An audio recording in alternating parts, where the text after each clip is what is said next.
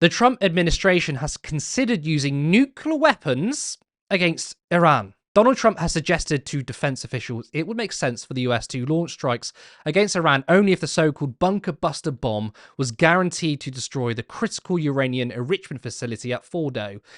Trump is not considering using a tactical nuclear weapon on Fordo, but the defense officials who received the briefing were told that using conventional bombs, even as part of a wider strike package of several GBU-57s, would not penetrate deep enough underground, and that it would only do enough damage to collapse tunnels and bury it under the rubble. The defense officials were also told to completely destroy Fordo, which apparently Israeli intelligence estimates to go down as far as 300 feet. It would likely require the US to first soften the ground with conventional bombs and then ultimately drop a tactical nuclear weapon from a B-2 bomber. Now, of course, you heard there, Trump himself hasn't said that he's likely to use a nuke, but officials around his team suggested they could. So if Trump ultimately listens to them, we are in big, big trouble.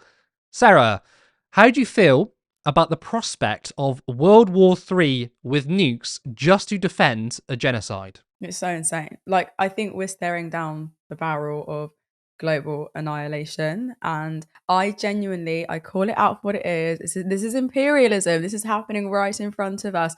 The fact that the US is playfully floating with the idea that they want to drop nukes is actually so insane. And I don't think this is actually some abstract scenario. This is actually them wanting to, like, they want real targets to be nuked, quote unquote.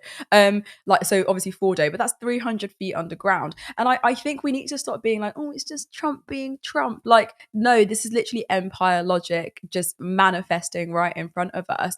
The US used depleted uranium in Iraq. Historically, it's backed the Israeli use of white phosphorus in Gaza. Like, it's normalized the idea that radioactive weapons are a legitimate tool. And now what we're seeing is that they're inching toward wanting to use them again. And it's not to stop a war. It's not to stop a genocide. It's actually just to make things worse. They want to start a war. And you got to think, well, why? What interest is this going to serve the US? And obviously because it's just profitable in defense of regional domination, which is what they've always wanted. I can't remember what the stat is, but if you look at the existence of the US hasn't gone that long without being involved in some sort of conflict or in some sort of war.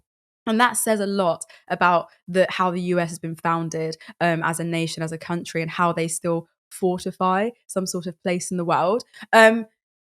Now, I think we have to look at the facts.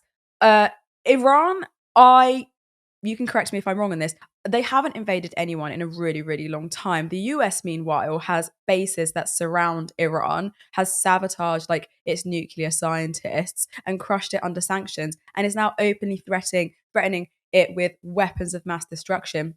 And why? And it's because Iran supports resistance to Israeli apartheid. Like, question mark, make it make sense, because it won't bow to Washington's bloody energy interests or Washington as a whole. And then where the genocide comes in is that Israel's literally flattening Gaza as we speak. And now, oh my God, I need to be careful what I say, but flattening Gaza as we speak, they're blocking aid, they're attacking people in refugee camps. Like, this is absolutely insane. And what's chilling is that this is all being normalized through think tanks, media briefings, strategic leaks. Like, we're being softened up to what is almost the unthinkable. It's not normal to be talking about dropping nukes on nations or dropping nukes on things that are 300 feet underground. And sorry, this is the same US military that firebombed Tokyo, nuked Hiroshima and Nagasaki, napalmed Vietnam, like, and destroyed so many places thoroughly that birth defects there are like rival than those after nuclear fallouts. And they want to call themselves defenders of democracy. This is a frightening time that we're living in. A nuclear strike on Iran wouldn't just be some sort of like random war crime. It would be a crime against the future of humanity. I think what's so important there by you adding the context of the American empire, because specifically Trump has said he's not going to do nukes. Again, we don't know. This guy deranged, right? We don't know what he's going to do. But the reason why it's so important that you bring up the context of the past is because it's not about Trump. It's about US imperialism. And by the way, Iran hasn't invaded or started a war for like 300 years, right? And by the way, people say, oh, are you defending Iran? No. Iran is a conservative, a religious, authoritarian regime, ultra conservative, right? It's not a good place to be. But when you look at the global scale, who's starting a war? Iran didn't start this. Exactly, you're so right. Iran didn't start this. Iran's retaliating. The fact of the matter is they are retaliating, and this goes way back to when Israel decided to do what they did in the with the consulate in Syria. So we have to trace this back. Iran has consistently retaliated to the abrasive and hostile movements that Israel is attempted to do towards them. So none of this is about safety or peace, no matter how the US might try to gloss it up and put a ribbon on it. This is about empire and this is about Israel.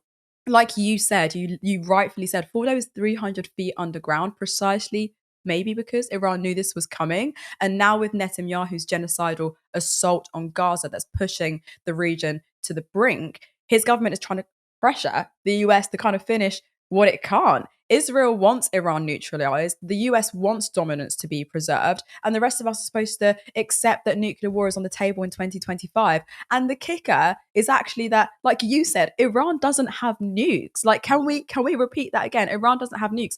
Like you said, Israel does, undeclared, unmonitored, over 90 warheads, and it's actively leveling Gaza as we speak. Yet somehow it's Iran who's framed as this existential threat.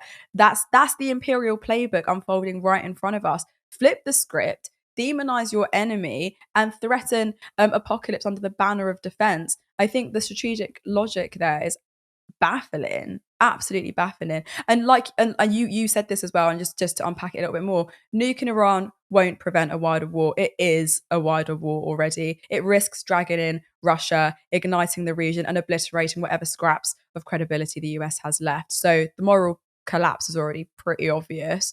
And I think now we're watching that strategic collapse in real time. Support independent media, support social justice that's there on social media. Thank you. Turn left.